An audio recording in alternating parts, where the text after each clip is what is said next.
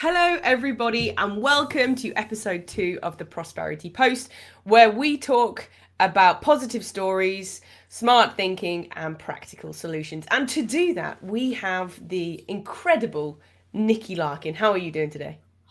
I am feeling great. Good afternoon, Kirsty. Is that you're feeling great because this month you've had a bit of a rough one, Nikki?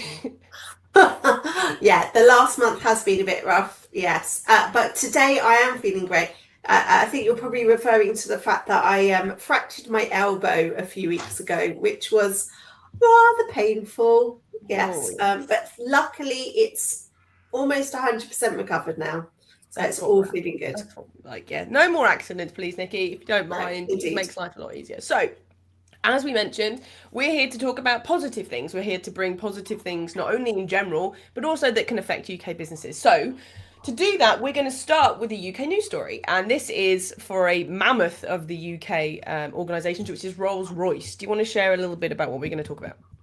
Yeah, absolutely, Kirsty. So, yeah, I mean, this is a bit of a silly season for news stories, but we've actually been able to find several really good things that we're going to be sharing with you today. So, do stay right to the end. We've got some really good stuff right up to the very end of it today.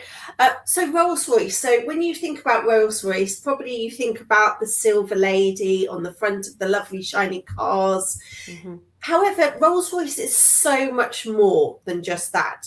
What they also do, they're a huge manufacturing firm, UK based, UK owned, and they've been having a great time. So, what some of the other things that they do is they provide a lot of the parts and main parts of UK submarines.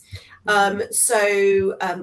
Our new prime minister, in case you don't know who that we've got one, We'll be getting uh, to him he later. We'll be getting to was him later. he was in Barrow-in-Furness. I think it was only last week, where a lot of the UK submarines are built, and yeah, so Rolls-Royce not only does provide many of the parts for UK submarines, but also they produce these small reactors as well, and they have been in massive demand globally. So they got huge demand in Europe, but also across in America as well. So they have been doing phenomenally well, and they hit actually as of today. They hit a 52-week high. So they're doing absolutely brilliantly, really strong financial results. They are producing loads, and that what is good about this is it creates sorts of job security within the Rolls Royce itself, but also there are hundreds, if not thousands, of other UK businesses that filter into Rolls Royce as well. I mean, I remember I worked at an IT company and Rolls Royce was one of our major clients. You know, it touches so many different parts of the UK business structure. So it's all good news from that perspective. And that's UK manufacturing. UK spec. Well, What great if you stuff. want something in a machine, I imagine you want the best quality. And when you think quality, you do tend to think Rolls Oh, Royce. So that's very good. So as a as, absolutely. as a UK base, it's nice to know that it is possible. I mean, Rolls Royce is a fairly large company. I'll give you that. But it is nice to know that, like you say, they filter it out across the rest of the country, and you are still able to get those international contracts, which is a big deal. Now, sticking on the manufacturing front, Nikki, there has been on the world news stage, I believe there has been something coming from Japan all around electric cars. Yes, we are going to have a bit of a theme with energy today. Mhm.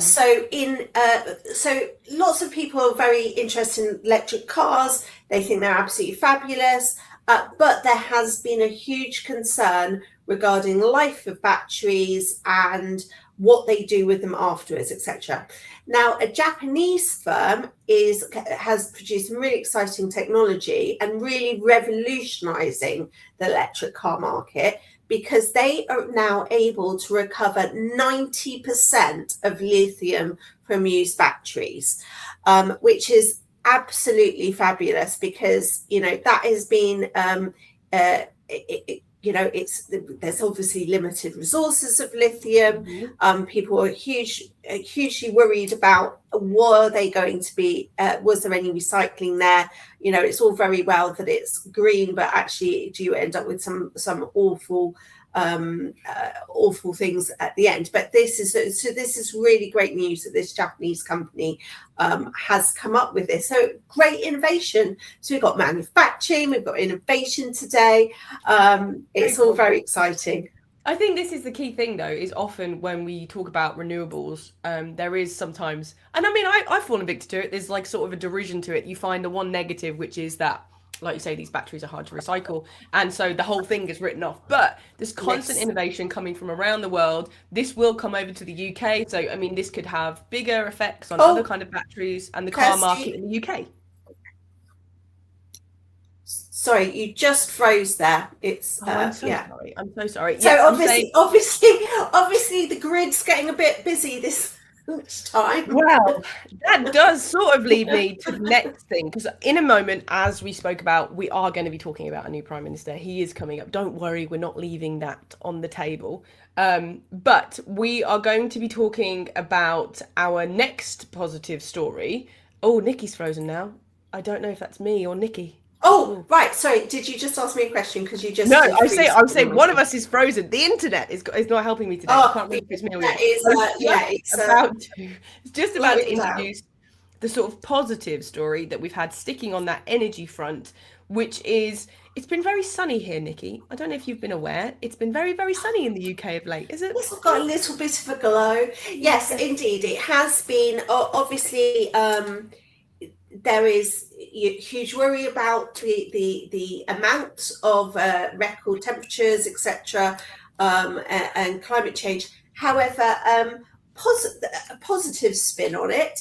It is great for the UK solar energy production. So we've got some latest stats on solar energy. So, I mean, well, I was going to say make you guess. Actually, you've already seen the numbers. Yeah, But it's fine. those who are watching live, any guesses to how much solar energy is contributing to the UK electricity at the moment?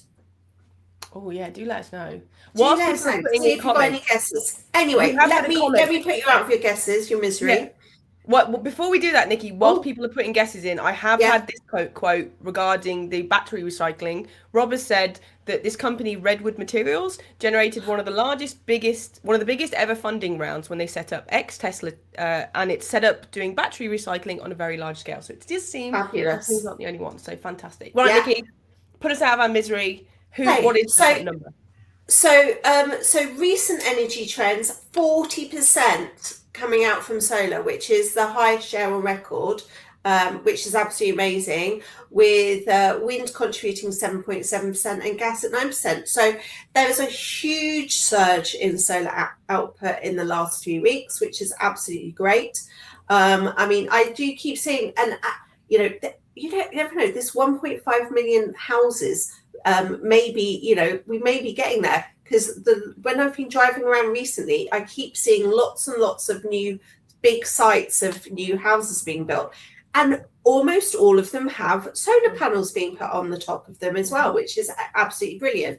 So we really like that. And actually, I know that Rob, who was just shared that other story, I know that he's very keen on seeing solar panels on office buildings, on manufacturing buildings, rather than on fields, which we need for our agriculture. So I know he's got a bit of a pet thing about that.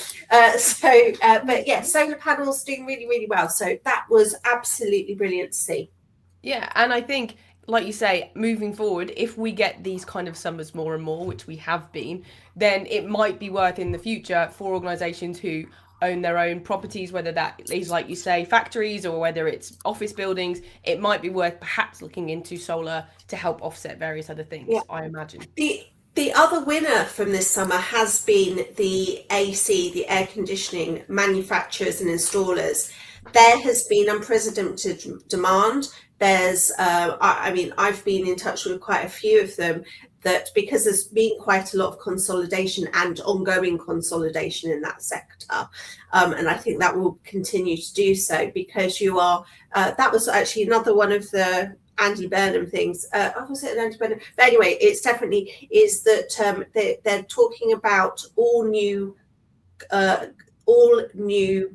residential houses in the UK. I can't remember what year it's from because I think it's still just up for discussion, to have AC built in them from the start.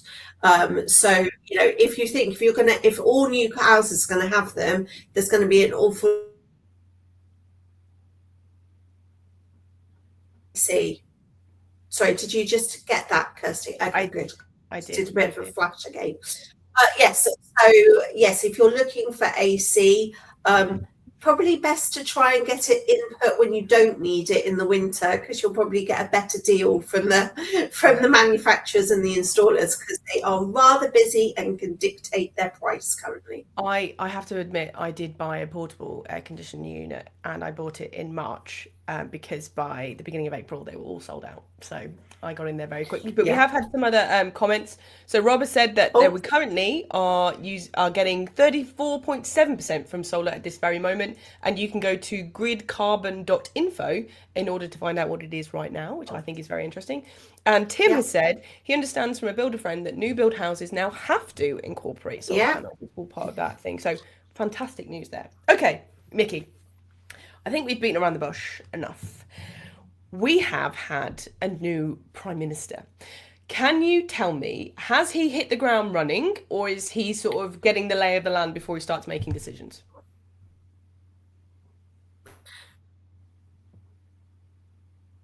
We're having real problems with our connection today. So sorry about that. Yes. Okay. So yes, he has put out quite a few different things so far. A lot of them quite small ticket things so far, but he's definitely a few of the one of the really good things which we really want to spend some significant time on today, because this can make a big difference, is the move to encourage government procurement to buy British where possible. So that is a huge move with us, because at the moment, often the government departments, when they're making decisions, they have different matrix of how they decide, but still a lot of it is obviously on price, and obviously we want to make sure our taxpayers' money is being spent sensibly. But if it means that it also can ensure British jobs, etc., hopefully, surely that could be a good thing. So what I wanted to just spend a little bit of time on was talking about trying to get onto government or local government procurement lists, and how to apply for these things, because it is quite frightening and a bit scary for a lot of businesses if they haven't done it before, because it is very regimented, the process. There's often very specific windows that you have to get in to apply for things, to get on lists, to get on the preferred lists, etc. So there's a few useful things that I wanted to share with you. First is the actual government procurement website. There's quite a lot of information on there, and also that's where you can look and start searching for various different things, different contracts that are coming up. So that is the first one. I know Kirsty will be sharing that shortly. So that's the first thing to have a look at. The second thing is there is a huge amount of support out there for trying to help you get onto these things. So if you've got contact into what was your local enterprise partnership, so your local skills hub, you will find that there's experts in there specifically for government and local government contracts, that will be more than happy to help you. So that is a good port of call, because that's a free resource, because they are commissioned to help the local area and help local businesses. That's a very good way to do it, because what you find, and the statistics do,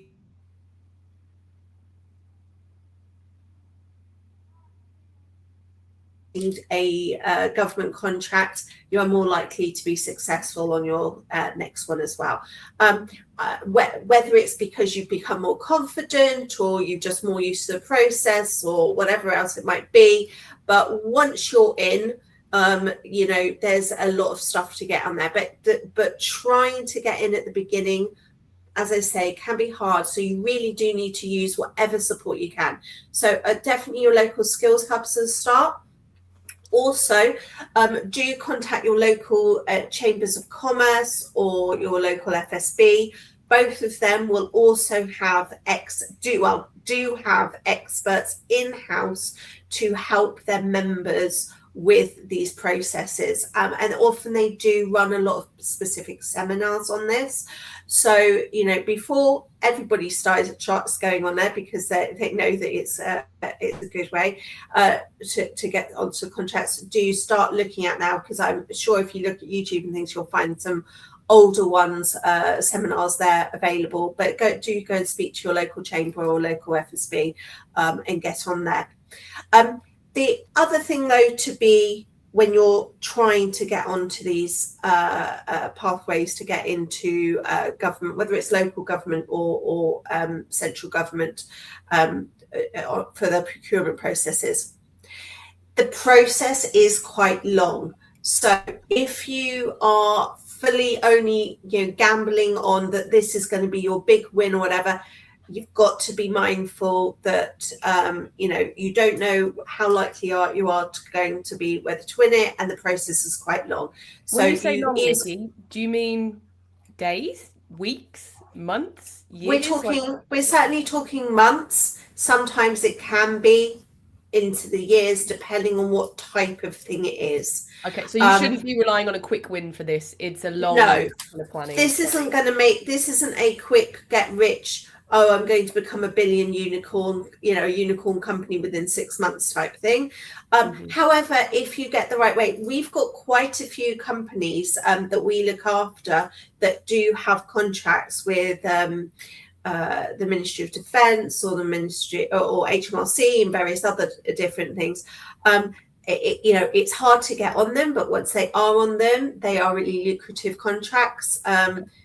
Obviously they're fair and they're producing brilliant service, my clients are, obviously, but they are really good, and you don't have to, fingers crossed, worry about not being paid or not either. So they should be good payers. So there's lots of things. So just go into these things with your eyes wide open. Get as much advice and help from different sources as you can, is my recommendation. But do consider it in your client mix, because let's face it, nearly half of our GDP does go through government or local government. So it's a huge area to, if you're completely shutting it off, it's a huge part of the market that you're ignoring. Okay, Nikki, I do have a couple of questions, if I may. Of course. There's a couple I've got. So number one is, other than the fact that it's quite complicated and quite time consuming, are there any negatives to kind of getting a government contract? Is there anything, are there strict rules about what you can do as an organisation if you have a contract, for example? Yes, there are. So they are super. It's almost like going through a whole financial due diligence process when you're applying to certain of these. So you do need to be really scrupulous with, for example, all your records on Companies House. Make sure that you do have all your spellings correct. They're matching your passports, making sure that all the filings are up to date. Because you don't want to find that you've missed out on a contract because when they've checked, you're 2 days late on filing your confirmation statement, right, or that your accounts your draft accounts that you produced are different to what's actually been filed on Companies House.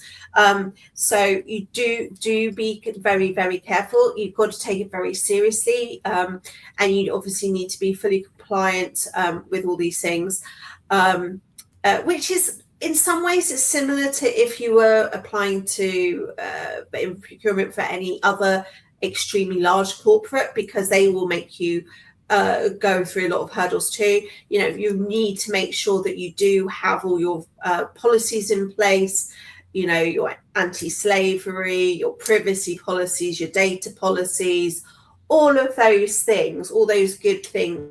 You do have to make sure you can't just go as a wing and prayer and just be this brand new business. That you've got to have all the proper structure and proper procedures, processes, etc. in place.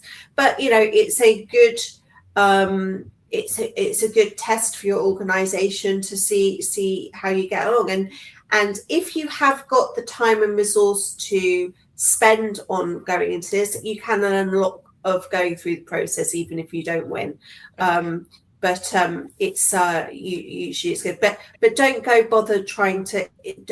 What I would say is, don't try and get onto a procurement list or a preferred suppliers list by putting in ridiculously underpriced numbers, because you're going to have to live by that, and you don't want to be the next. Oh, it's gone blank for me. Anyway, you don't want to be the next Shoot one that yourself in the goes foot. bust because you are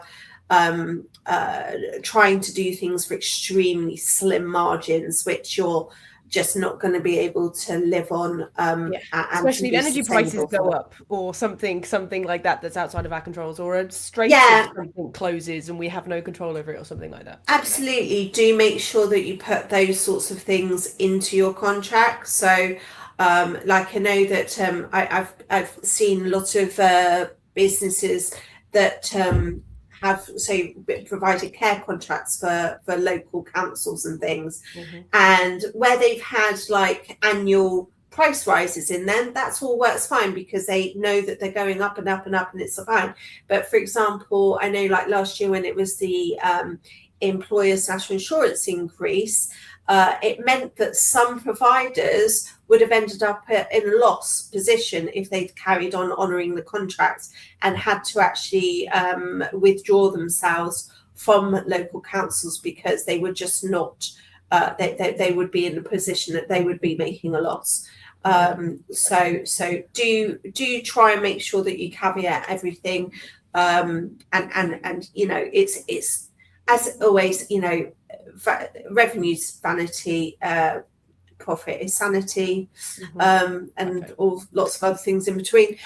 So do make sure that you're actually going to make profit out of it. It's no good. There's no good winning some £10 million contract and you're making 100 grand out of it. Is Yeah. pointless. Okay. So So you'll be busy fools. the next question I've got is sort of linked. If I was in the position where I was thinking about potentially selling my business or and do something like that, would a government contract help me in that instance? Like if I had one in my books, if I had one in my client kind of estate, is that a helpful thing? Is it a hindrance or is it sort of neutral? It's actually it really depends at where you are abouts in the contract. Because often they're for a specific period of time. So I've dealt with some various companies that have had government contracts and we're looking at selling. Now, if you're right at the end and it's the majority of your revenue, it means your business is probably not going to be worth very much, because as soon as that contract goes, it just dies. Hmm. I've had a similar thing recently with one of our clients. They, great product, great service, but they were very dependent on one of the top four banks for their contract. That contract ended, it didn't get renewed, they hadn't managed to find another one, so that's the end of that company basically. So you've got to make sure that and so that is a good question, because what you want to be doing is, if you are looking to exit and you've got government contracts, try and make sure that you do your exit at the beginning of the contract when it's actually worth something, because then it's still got good possibility, good future things in there. So that, and that's the same with, to be honest, with any type of business that is reliant upon predominantly one or two big contracts. You need to get the timing, be very careful with the timing for your exit. Perfect. Okay. Now, we are sort of coming towards the end of the show now, but I did want to put it back to sort of our new Prime Minister, Andy Burnham.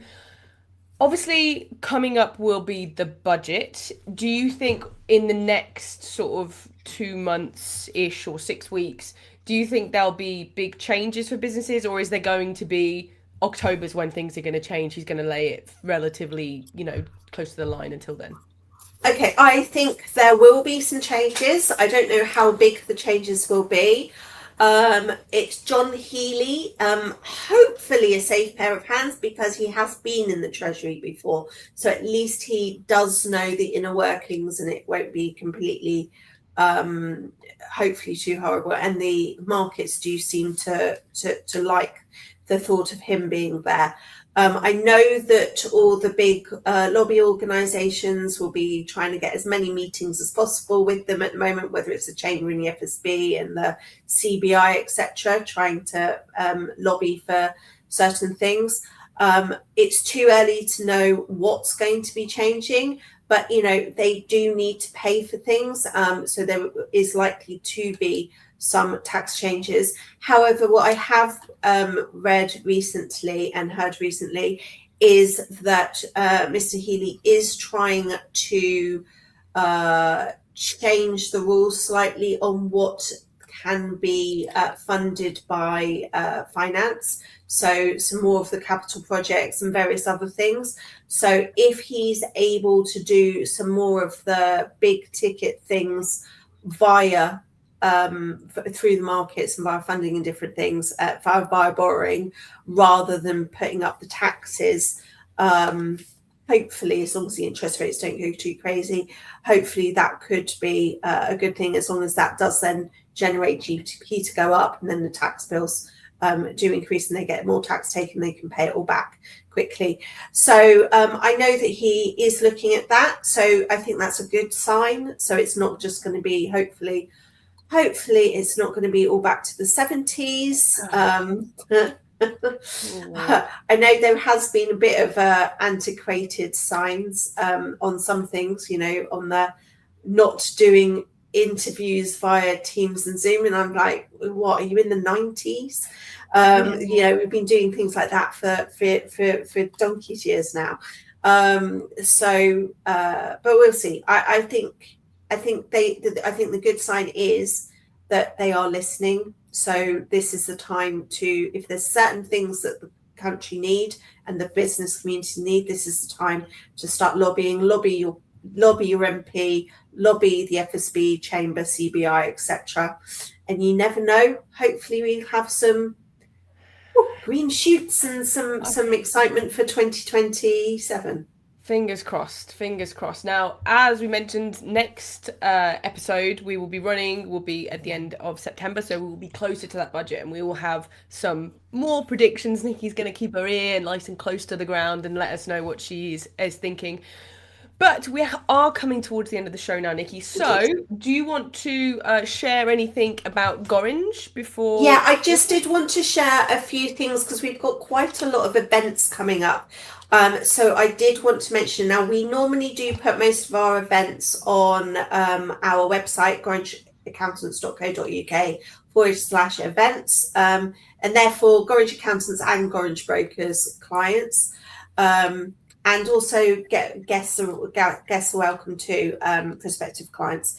So the things that we've got coming up, next Wednesday we have our quarterly networking at Pangbourne College. It's already almost fully booked. There's already 60 people booked. So if you were intending to come on Wednesday, you really need to book soon because otherwise you will be disappointed. So that should be a really good evening. It's going to be a nice sunny evening. We're in the sixth form centre this time, so we've got all that lovely outside seating, so we can get a nice evening drink with our lovely canapes.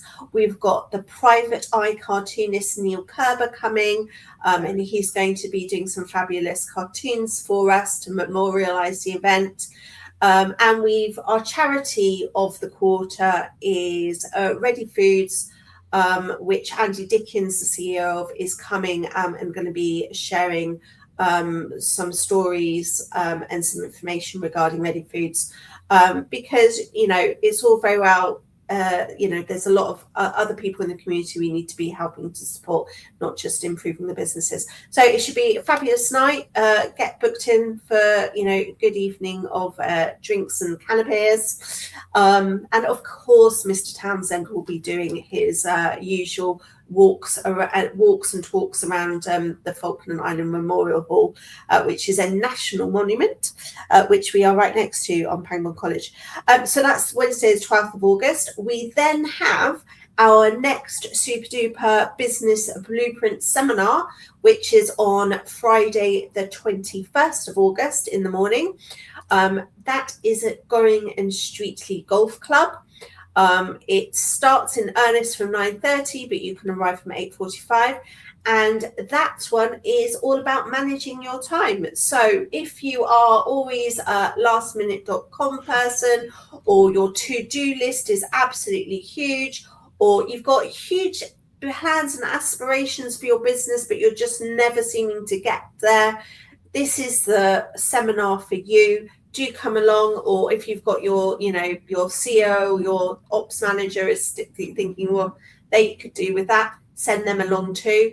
So that we do have some spaces because it is August. So it's a day after GCSE results as well that day. Busy week that is going to be for me. So that's Friday the 21st. Please do book. Again, it's on that events website, or you can just book directly on Eventbrite. And then in September, we do have one. I can't think that it's actually I think it might be the 9th of September. I think we've got quite a short gap between them, but it's going to be our AI effectiveness, and it's going to be a really hands-on